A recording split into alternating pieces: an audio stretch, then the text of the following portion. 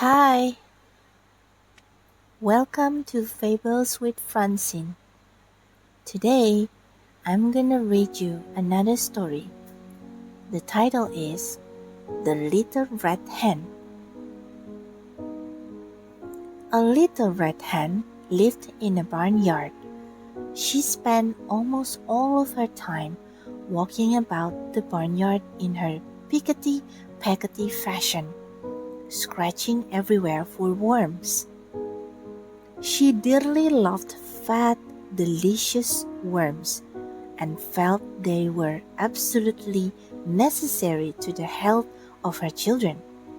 As often as she found a worm, she would call, "Chuck, chuck, chuck," to her chickies.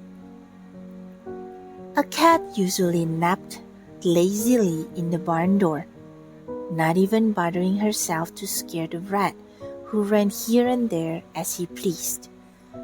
And as for the pig who lived in the sty, he did not care what happened so long as he could eat and grow fat.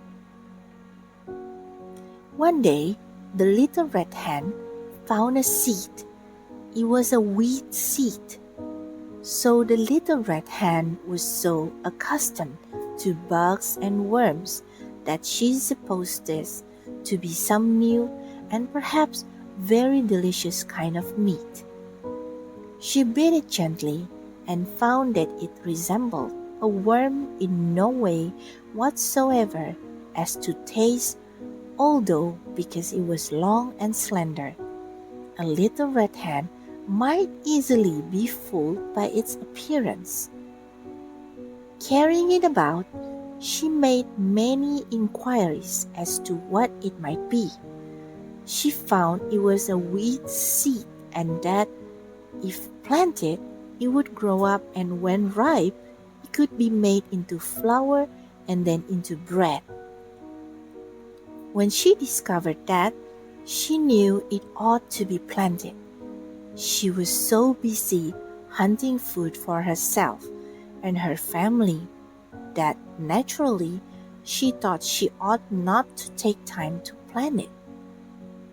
So she thought of the pig upon whom time must hang heavily, and of the cat who had nothing to do, and of the great fat rat with his idle hours, and she called loudly, "Who will plant the seed?" But the pig said, "Not I." And the cat said, "Not I." And the rat said, "Not I." "Well then," said the little red hen, "I will." And she did. Then she went on with her daily duties through the long summer days, scratching for worms and feeding her chicks, while the pig grew fat, and the cat grew fat, and the rat grew fat, and the wheat grew tall and ready for harvest. So one day, the little red hen chanced to notice how large the wheat was, and the grain was ripe. So she ran about calling briskly, "Who will cut the wheat?" The pig said, "Not I." The cat said, "Not I." And the rat said, "Not I." "Well then," said the little red hen, "I will." And she did. She got the sickle from among the farmer's tools in the barn and proceeded to cut off all of the big plant of wheat. On the ground lay the nicely cut wheat, ready to be gathered and threshed. But newest and yellowest and downiest of Mrs. Hen's chicks set up a peep peep peep peeping in their most vigorous fashion, proclaiming to the world at large, but most particularly to their mother, that she was neglecting them. Poor little red hen! She felt quite bewildered and hardly knew where to turn. Her attention was sorely divided between her duty to her children and her duty to the wheat, for which she felt responsible. So again, in a very hopeful tone, she called out, "Who will thresh the wheat?" But the pig with a grunt said, "Not I." And the cat with a meow said, "Not I." And the rat with a squeak said, "Not I." So the little red hen, looking, it must be admitted, rather discouraged, said, "Well, I will then." And she did.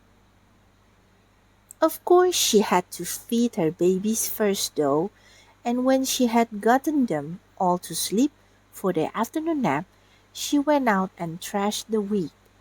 Then she called out, "Who will carry the wheat to the mill to be ground?" Turning their backs with snippy glee, that pig said, "Not I." And the cat said, "Not I." And the rat said, "Not I."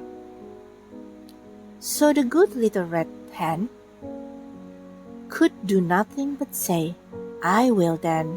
And she did.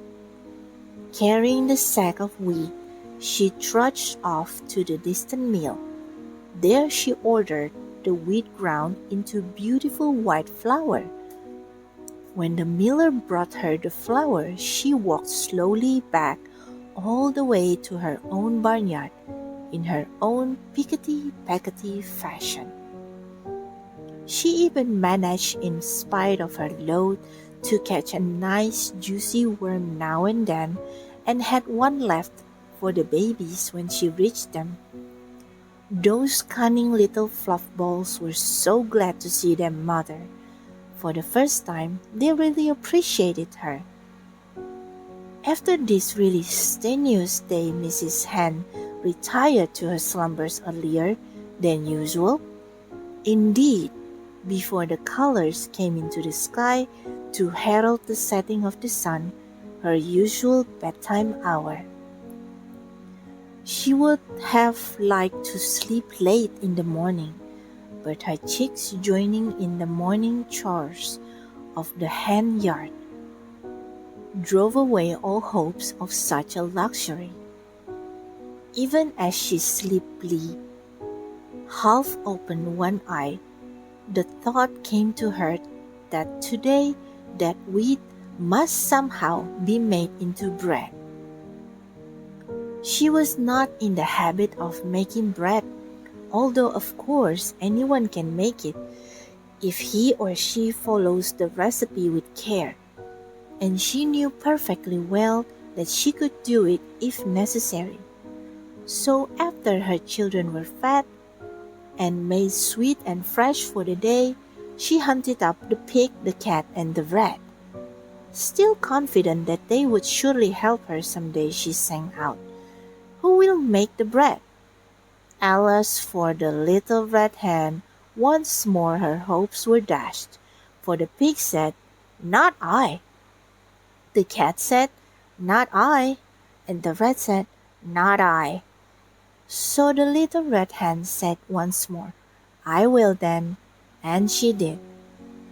Feeling that she might have known all the time that she would have to do it all herself, she went and put on a fresh apron and spotless cook's cap. First of all, she set the dough, as was proper. When it was time, she brought out the molding board and the baking tins, molded the bread, divided it into loaves, and put them into the oven to bake. All the while the cat sat lazily by, giggling and chuckling. And close at hand, the vain rat powdered his nose and admired himself in the mirror. In the distance could be heard the long-drawn snores of the dozing pig. At last the great moment arrived. A delicious odor was wafted upon the autumn breeze. Everywhere the barnyard citizens sniffed the air with delight. The red hen ambled in her pickety-packety way toward the source of all this excitement. Although she appeared to be perfectly calm, in reality she could only be difficulty restrain an impulse to dance and sing, for had she not done all the work on this wonderful bread? Small wonder that she was the most excited person in the barnyard. She did not know whether the bread would be fit to eat, but joy of joys, when the lovely brown loaves came out of the oven, they were done to perfection. Then, probably because she had acquired the habit, the red hen called, "Who will eat the bread?" All the animals in the barnyard were watching hungrily and smacking their lips in anticipation. And the pig said, "I will." The cat said, "I will." The rat said, "I will." But the little red hen said, "No, you won't. I will." And she did. Thank you for watching and thank you for listening. That's all for the story today. Sleep well and good night, guys.